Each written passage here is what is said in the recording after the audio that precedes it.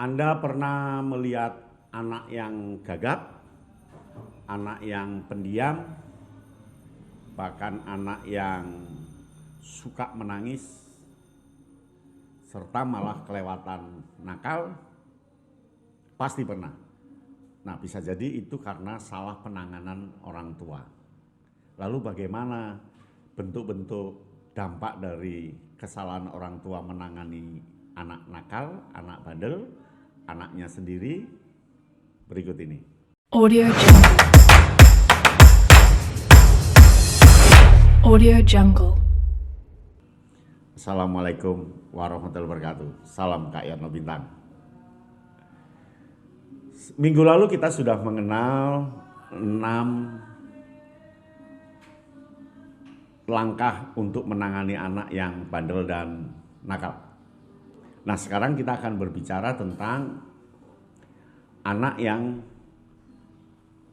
terlalu diasuh oleh orang tua yang jahat, oleh orang tua yang otoriter, oleh orang tua yang sangat takut terhadap masa depan anak sehingga dia kebablasan ketika berada pada anak. Cirinya yang pertama, anak itu berubah diam.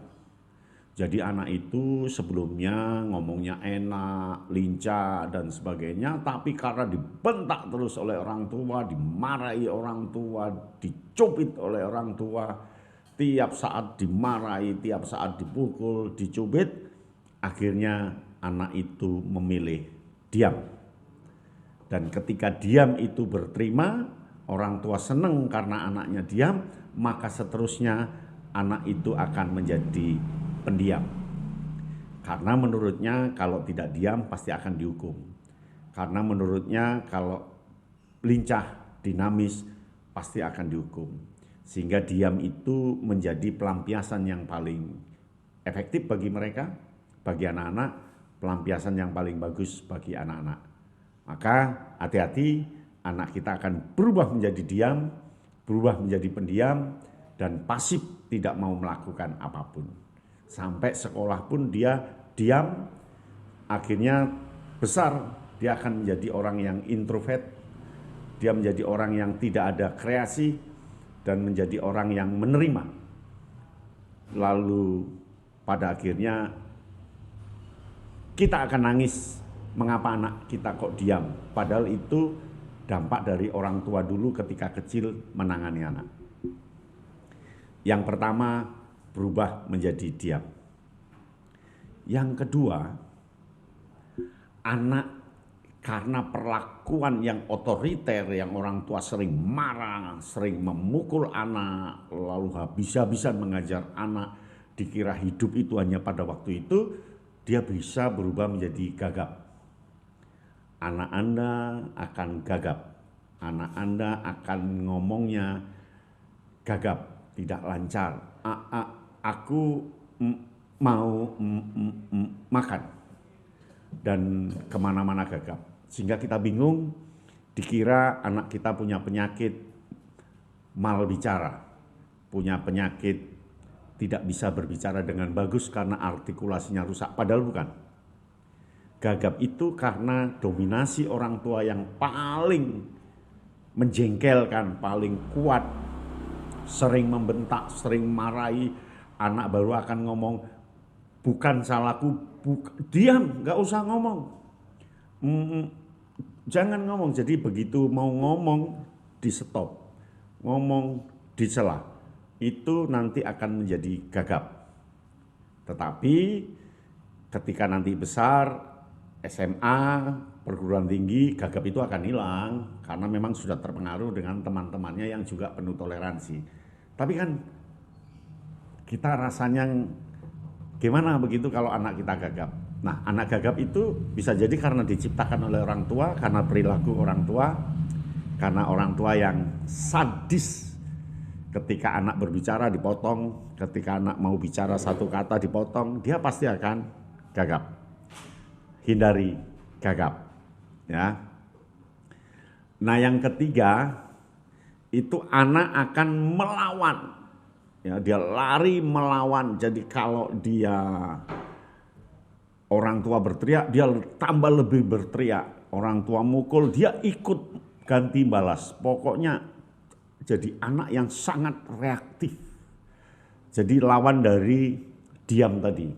Ini sangat reaktif. Jadi dia itu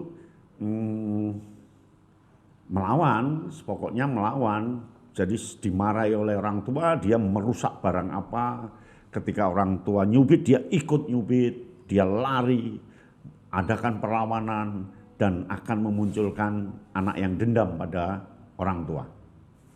Anak-anak ini sebenarnya anak bagus, tapi orang tua yang menanganinya secara kasar, otoriter, sewenang-wenang, anak menjadi melawan pada orang tuanya, dan besar dia menjadi dendam dalam hatinya, dendam dalam pikirannya.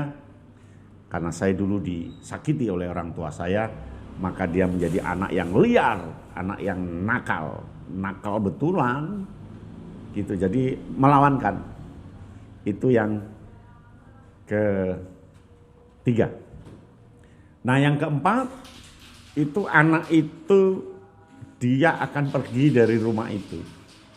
Karena penanganan orang tua yang keras dan betul-betul panah lah. Anak akan lari dari rumah itu dan dia tidak akan memberi alamat atau ke neneknya, atau itu masih enak kalau dia ke neneknya, ke Pak D-nya, ke pamannya, itu masih enak. Dia akan minggat dan tidak mau pulang. Apakah tahu Pak orang masih kecil terus dia minggat? Bisa jadi. Jadi dia lari dari rumah karena dia akan lari dari sebuah keadaan yang mencekam dia. Makanya hati-hati, ya hati-hati. Nah, dampak-dampak itu bisa dicegah kalau orang tua itu betul-betul ngayomi, sabar, ngono ya ngono, begitu ya begitu. Ada aturan tapi tidak terasa aturan itu. Dia keras tapi tidak terasa keras. Dia tegas tapi diterima oleh anak dengan tidak tegas. Dengan bahasa yang bagus, Anda pasti bisa. Jadi dampak dari orang tua yang otoriter, 4 tadi. Ya, begitu. Sampai di sini, salam Kak Yana Bintang. Audio Jungle. Audio Jungle.